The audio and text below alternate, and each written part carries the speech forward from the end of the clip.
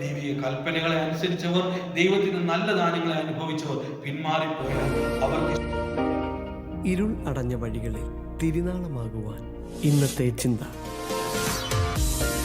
Excel മീഡിയയിലൂടെ ഈ പ്രഭാതത്തിൽ എന്നെ കേൾക്കുന്ന എല്ലാ പ്രിയപ്പെട്ടവർക്കും കർത്താവായ യേശുക്രിസ്തുവിന്റെ നിസ്തുല്യ നാമത്തിൽ എൻ്റെ സ്നേഹവന്ദനത്തെ അറിയിക്കുകയാണ്.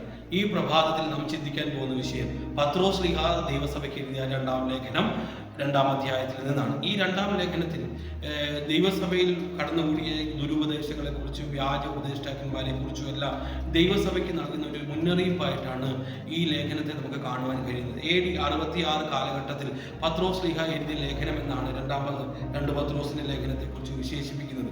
ഇവിടെ 2 പത്രോസ് 2-ാം അധ്യായത്തിൽ 4 വ്യത്യസ്ത അനുഭവങ്ങളെ നാം കാണുന്നു. 1 മുതൽ 3 വരെയുള്ള വാക്യങ്ങളിൽ വ്യാജ ഉപദേഷ്ടാക്കന്മാരെ കുറിച്ചും 4 മുതൽ 9 വരെയുള്ള വാക്യങ്ങളിൽ ന്യായവിധിയുടെ ഉദാഹരണങ്ങൾ, അതായത് പൂർവ്വകാലത്ത് സംഭവിച്ചതായ ജലപ്രളയ സമയത്ത് സംഭവിച്ചതായ ന്യായവിധിയും സോദോം ഗോമോറയെയും പാപം ചെയ്ത ദൂതന്മാർക്കും, ഇങ്ങനെ 3 തരത്തിലുള്ള ന്യായവിധിയെ കുറിച്ചും ഈ വേദഭാഗത്തിൽ കാണുന്നു. പിന്നീട് 10 മുതൽ 19 വരെയുള്ള വാക്യങ്ങളിൽ വ്യാജ ഉപദേഷ്ടാക്കന്മാരുടെ അടയാളത്തെക്കുറിച്ച് പത്രോസ് ശ്ലീഹ വിവരിക്കുന്നു. 20 മുതൽ 22 വരെയുള്ള വാക്യത്തിൽ പിന്മാറ്റക്കാരുടെ അവസ്ഥയെക്കുറിച്ച് വളരെ വ്യക്തമായി ദൈവത്തിന്റെ ആത്മാവ് ഈ വചനത്തിലൂടെ സംസാരിക്കുന്നു.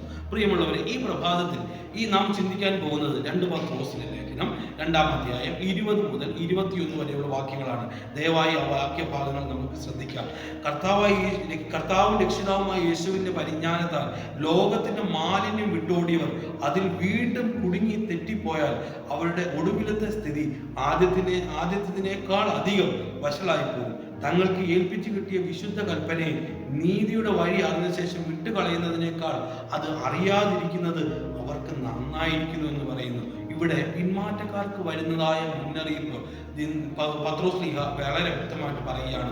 ഒരിക്കൽ ദൈവത്തിന്റെ നീതിയുടെ വഴികൾ അറിഞ്ഞു, ദൈവിക പ്രകാശനം ലഭിച്ചവർ അവരുടെ ഹൃദയങ്ങളിൽ, അവരുടെ വിശ്വാസയാത്രയിൽ അവർക്ക് പറ്റിപ്പോകുന്നതായ ജീവിതത്തിന്റെ പരാജയങ്ങൾ, അവരുടെ കഷ്ടതയുടെ മധ്യത്തിൽ അവർ ദൈവത്തിന്റെ സന്നിധിയിൽ നിന്ന് പിന്മാറിപ്പോകുന്നതിനെ കുറിച്ച്, അവർക്കുള്ള ന്യായവിധിയെക്കുറിച്ചും ദൈവത്തിന്റെ വചനത്തിൽ വളരെ വ്യക്തമായിട്ട് നമുക്ക് ശ്രദ്ധിക്കുവാൻ കഴിയും.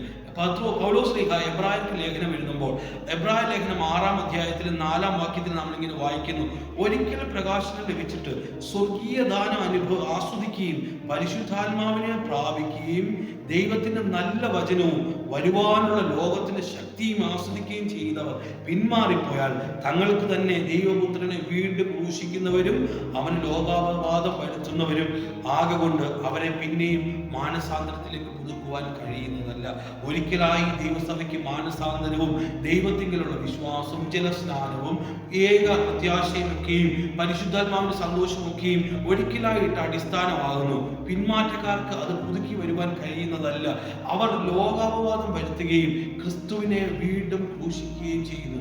ഇതിൽ പരം പാപം ദൈവത്തോട് അവർക്ക് ചെയ്യുവാനില്ല. അവർ വിശ്വാസത്തിന്റെ പാതകളിൽ ദൈവത്തിന്റെ പ്രകാശനം വിട്ട് ദൈവിക പ്രകാശനത്തിനും ദൈവത്തിന്റെ വചനത്തിനും അന്യമായി ജീവിച്ചുകൊണ്ട് അവർ സ്വന്തം വഴികളിൽ തേടുകയും ദൈവിക കൽപ്പനകളെ മറുതലിക്കുകയും ചെയ്യുന്നതാണ് പിന്മാറ്റക്കാരുടെ അവസ്ഥ. സദൃശവാക്യം 14:14 ജ്ഞാനിയായ ശലോമോൻ ഇങ്ങനെ പറയുന്നു: ഹൃദയത്തിൽ വിശ്വാസത്യാഗമുള്ളവർ നടപ്പിൽ മടുപ്പ് വരും. വിശ്വാസത്യാഗവും പിന്മാറ്റവും ഹൃദയത്തിൽ സംഭവിക്കുന്നുവെന്ന് എബ്രായ ലേഖനം 3:12 പൗലോസ് ശ്ലീഹ പറയുന്നുണ്ട്. ജീവനുള്ള ദൈവത്തെ ത്യജിച്ചു കളയാതിരിക്കേണ്ടതിന് അവിശ്വാസമുള്ള ദുഷ്ടഹൃദയം നിങ്ങളിൽ ഉണ്ടാകാതിരിക്കട്ടെ. അവിശ്വാസവും ദുഷ്ടതയും ഹൃദയത്തിലൂടെ പിന്മാറ്റം ഉരുത്തിരിഞ്ഞു വരുന്നുവെന്ന് നാം വായിക്കുന്നു. ദൈവത്തിന് മഹത്വം. ഹോശേയ പ്രവചനം 14:4 ദൈവം യഹോവയായ ദൈവം ഇസ്രായേൽ ജനത്തെ ആഹ്വാനം ചെയ്യുകയാണ്: ഞാൻ അവരുടെ പിന്മാറ്റത്തെ ചികിത്സിച്ച് സൗഖ്യമാക്കും. ഒരിക്കൽ ദൈവിക ദർശനം പ്രാപിച്ചവർ, ദൈവശബ്ദം കേട്ടവർ, ദൈവിക കൽപ്പനകളെ അനുസരിച്ചവർ, ദൈവത്തിന് നല്ല ദാനങ്ങളെ അനുഭവിച്ചവർ പിന്മാറിപ്പോയാൽ അവർക്ക് ശേഷിക്കുന്നത് ന്യായവിധിയാണെന്ന് ദൈവത്തിന്റെ വചനം വ്യക്തമായി പറയുന്നു. ആരെയും തന്നെ ന്യായവിധിയിലൂടെ ശിക്ഷിപ്പാൻ ദൈവത്തിന്റെ ആഗ്രഹമില്ല. മഹാകരുണയാൽ വീണ്ടെടുത്ത ദൈവം അവന്റെ അവസാനത്തോടെ രക്തം വരെ നമുക്ക് വേണ്ടി ചീന്തി നമ്മളെ സ്വന്തം ജീവൻ നൽകി ഓമന പേർച്ചൊല്ലി വിളിച്ചൊരു ദൈവമുണ്ട്. ആ ദൈവത്തിലേക്ക് നമുക്ക് മടങ്ങി വരുന്നവരെ ചേർത്ത് കൊള്ളുവാൻ മനസ്സാകുന്ന ഒരു ദൈവമുണ്ട്. പിന്മാറ്റക്കാരനായ ഒരു വ്യക്തിയെ കുറിച്ച് ദൈവവചനത്തിൽ ഒരു ഉപമയുണ്ടല്ലോ. ഒരു മനുഷ്യന് 2 പുത്രന്മാരുണ്ടായിരുന്നു. ഒരുവൻ കപ്പന്റെ സ്വത്തുക്കൾ വാങ്ങിക്കൊണ്ട് ദൂരദേശത്തേക്ക് പോയി. ആ സ്വത്തുക്കളെല്ലാം അന്യാധീനപ്പെടുത്തി ദൈവിക നന്മകളെല്ലാം നഷ്ടപ്പെടുത്തി കളഞ്ഞു. അവൻ പന്നികളുടെ ഇടയിൽ വാളവരയ്ക്ക് വേണ്ടി ആഹാരത്തിന് വേണ്ടി വാഞ്ചിച്ചു കൊണ്ടിരിക്കുമ്പോൾ അപ്പന്റെ ഭവനത്തിലെ നന്മകളെ ഓർത്ത് മടങ്ങി വരുന്ന ഒരു മുടിയനായ പുത്രന്റെ വധ നമുക്കെല്ലാവർക്കും സുപരിചിതമാണ്. എന്നാൽ ആ മകനെ നോക്കി ദൂരത്ത് നിൽക്കുന്ന ഒരു പിതാവ് ഇന്നും പിന്മാറ്റക്കാരുടെ അവസ്ഥകളെ അറിഞ്ഞ് അവരോട് കരുണ കാണിക്കുവാൻ ദൈവത്തിന് ഇന്നും മനസ്സാകുന്നു.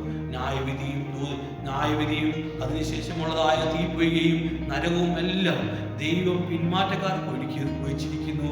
ദൈവത്തിന്റെ കൽപ്പനകളെ വിട്ടൊഴുക്കി വെച്ചിരിക്കുന്നു.